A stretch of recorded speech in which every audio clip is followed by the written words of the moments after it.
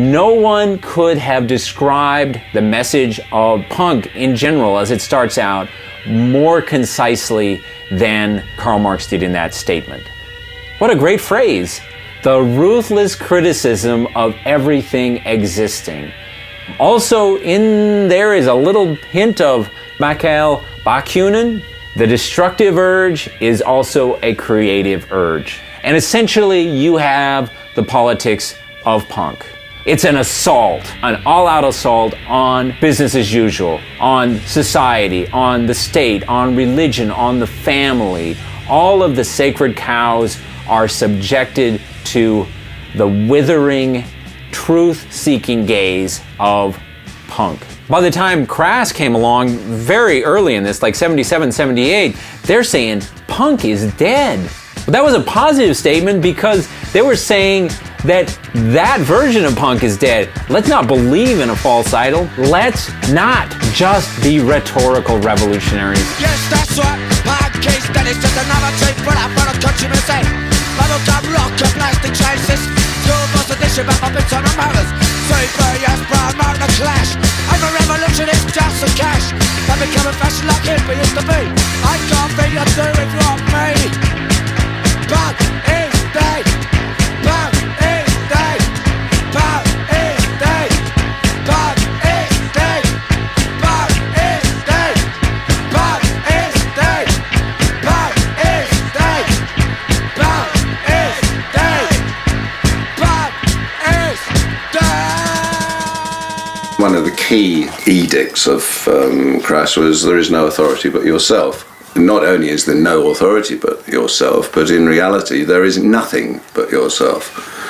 And I don't mean that in a sort of egotistical sense, but actually one is utterly responsible for all the attitudes that emanate from one's head. You know, I would add to there is no authority but yourself, you know, a deeper thought, and that is there is nothing but yourself. And that's the responsibility. Sweet.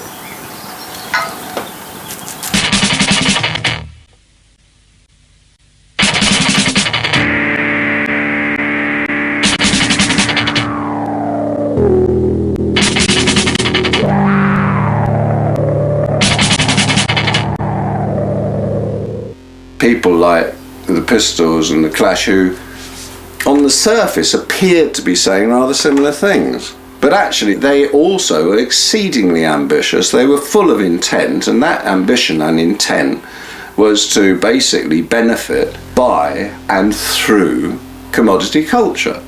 They were saying the same sort of things as bands like Crass were doing, but they didn't mean it. They weren't having fun, because actually what they were doing was looking to their future as successful rock and roll stars, like the bloke in bed looking to his orgasm. He forgets all the fun up to it. It's meaningless, you know, the in out, shake it all about, and sorry darling, I'll have my cigarette and go home.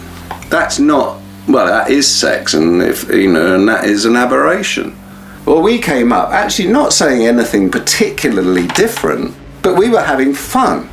In other words, we meant it, and that's what people recognised it as. Fucking hell, these people actually mean it. You know, they're not actually doing this so that in 2 years' time they can buy a swimming pool or get a Cadillac or, you know, whatever people do with rock and roll money.